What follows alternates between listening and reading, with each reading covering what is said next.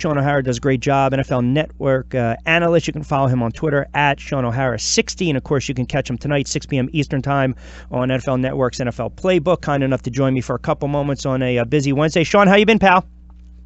Hey, I'm doing well. How are you? I'm doing well. Good to catch up again. And we'll get to the Giants in a couple moments because I know you have some thoughts on that. But let's get into the Philadelphia Eagles in our backyard first. I thought the game against Seattle and, of course, the game coming up with the Rams, I deem them, and I think you can agree with this, kind of a litmus test to see where this team's at. I don't think there's any panic after one loss, after that winning streak where you stub your toe against Seattle. But there are a couple things that I heard over the past couple of days where head coach Doug Peterson came out and said, listen, I didn't think we had a good week of practice leading up to that game. Now, as a former player, guy that's won a championship, when a coach says that, is there validity to that, or is that him maybe just saying, hey, guys, you know what, stop reading the press clippings. We haven't done anything just yet. Well, I think there can always be some validity in that. I think, look, it's mentally, it's a grind. And I think every team goes through peaks and valleys. There's times where, I know we maybe had a bad day of practice and you come back the next day and you're emotionally charged. You kind of bounce back. If it turns into a week, obviously that's a problem. But I'll be honest with you, watching the film and going back and looking at that game, breaking it down, they had a number of opportunities to win the game. So I didn't look at it like they weren't prepared. I think when you go into Seattle, when you're playing the Seahawks up there at Quest Field, yep. I call it the Bermuda Triangle because that's where offenses get lost. Right. Things happen to teams that don't happen anywhere else. But you go up there, and it's like, hey, look, all of a sudden we've got false starts. All of a sudden we've got holding penalties. Things that we haven't been doing all season long all of a sudden creep up. Carson Wentz misses Nelson Aguilar early in the game on a very easy route. He's wide open, just overthrows it. Halapoulivaati Vaitai and Steven Wisniewski, they get on different levels on a simple twist, something they've passed off successfully 100 times this season, and ends up being a big sack. Carson Wentz scrambling into the end zone and ends up fumbling the ball. There are things that happen up there that aren't normal. So I don't know that it needs to be, hey, we've got to totally address the whole thing. We're not preparing well. I look at it like Seattle's a different team at home. I fully expect the Eagles to bounce back. I think when you look at, what Carson Wentz was still able to do late in the game, he still found a number of big plays and big throws to Aguilar, to Alshon. Yep. So the passing game, really it found some big plays. They're going to need it again against the Rams. Yeah, 300-plus yards passing in the second half after just 45 in that first half against that Seattle defense. And you made some good points, missing some throws. It's ironic. You look at this game this weekend, you've got a young head coach in Doug, second year, young quarterback Carson Wentz, and then boom, with the Rams, you got McVay, who's now, everyone wants to find another McVay. And then you have Jared Goff, who, let's be honest, people were writing this kid off. Now, I thought it was more of an indictment on Fisher last year. The kid's got talent, and we're seeing it. That's a good team all around. Both sides of the football, Shaun. They can run the ball. They've got speed. They got playmakers, and they have a heck of a defense. Like, I look at this game, and I say to myself, both these teams are probably going to come in and treat it like a playoff game, but I don't sense people are giving the Rams enough credit. Maybe because in our backyard, it's Philly-centric, but I just get the sense that this is a damn good Rams team. Yeah, they're really good. They've got the explosive plays. I saw them up close and personal when they played the Giants, and they torched the Giants secondary. Look, there have been quite a few teams that have done that, but kind of the way that they attacked them, just from a scheme standpoint, you could tell that they're very well prepared. I think offensively, they're a lot like Philly, and they can run the ball, and I think the offensive line has been a huge improvement for them. Obviously, Andrew Whitworth has solidified that left tackle position and helped out Goff. When you look at both Wentz and Goff compared to last year, to me the biggest difference is just that they're both dealing with cleaner pockets. I remember watching film on Wentz last year, and they talked about how, man, he was hanging in there taking some big hits.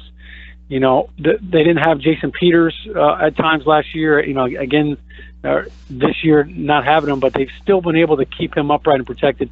Same thing with Goff. He was hard to evaluate last year because they couldn't run the ball, and he was on his back, and he was throwing as he's getting hit so much. So two totally different offenses.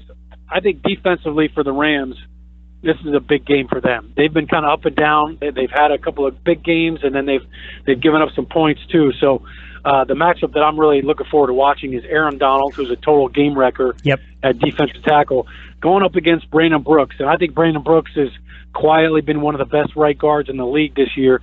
That's going to be a great battle, not just the run game, but in the passing game. Aaron Donald, he loves to get penetration. That could be a big factor. Yeah, great points. Brooks, unsung hero on that line. And last year, Carson Wentz also had to do it without Lane Johnson for 10 games. So you're absolutely right. Speaking of quarterbacks that don't have any time to throw the football, we can talk 20 hours on Eli. We talked about this before the season started. Your concern was my concern. The offensive line, it wasn't addressed. The smoke is somewhat settled.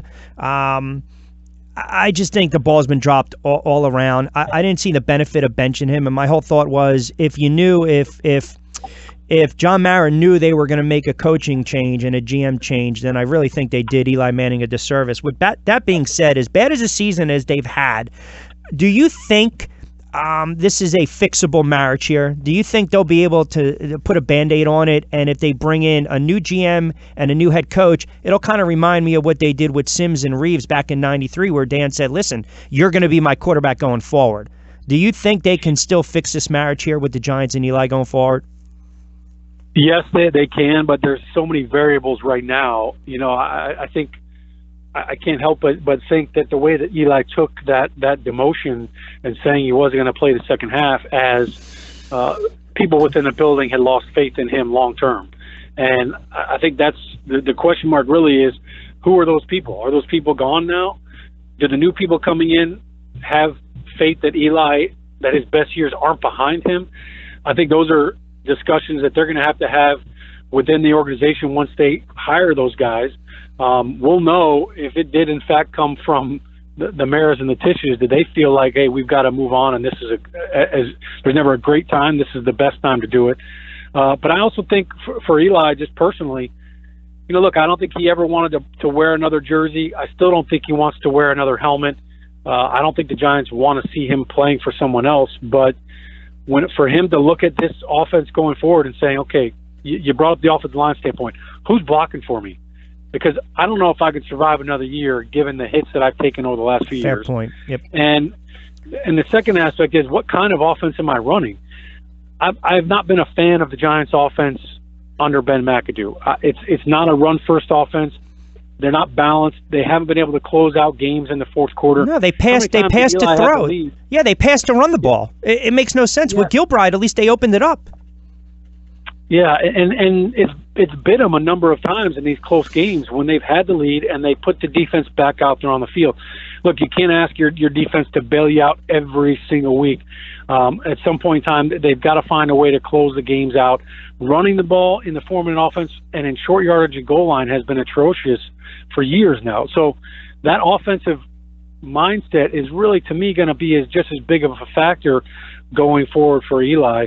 I think there are some opportunities.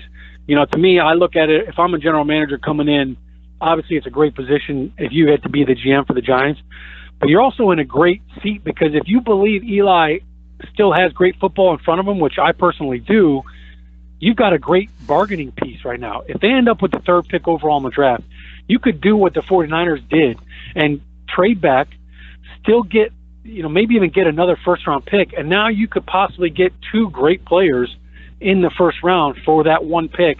That would be huge long-term and huge for next year for the Giants.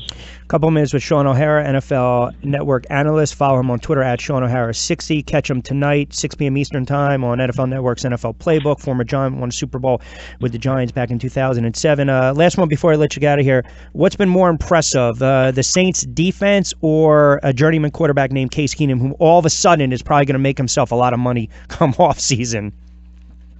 It's pretty remarkable what Case Keenum has done. And we were talking about offensive lines and how they can impact a quarterback. It's been hard to evaluate Case Keenum. Look, he was playing for the Rams last year. You couldn't really evaluate him. Now, all of a sudden, the Vikings have completely fixed their offensive line. They did it through free agency. They did it through the draft. Pat Elflein, the rookie at center, has played really well. And Case Keenum's been sacked 6 times. Amazing. On the season.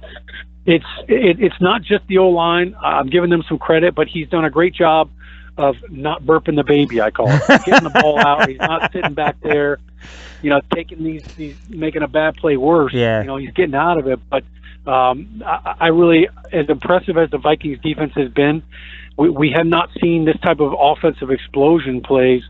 Not when Sam Bradford was there. It's something that I'm sure Viking fans are ecstatic about, and they're doing it without Dalvin Cook. So a lot of praise for what Case Keenum's doing. Just need the head coach come out and just say Case is going to be the quarterback going forward. End of discussion. Sounds like an easy move to me. Yeah, exactly. Shaun, always great catching up, pal. Appreciate the insight as always. We'll definitely give you a follow on Twitter and keep up the great work on the NFL Network. We'll check you out tonight at 6 with the NFL Network's NFL Playbook. Appreciate it, pal. Thank you. Appreciate it. All right, you got it. Shaun O'Hara, good stuff.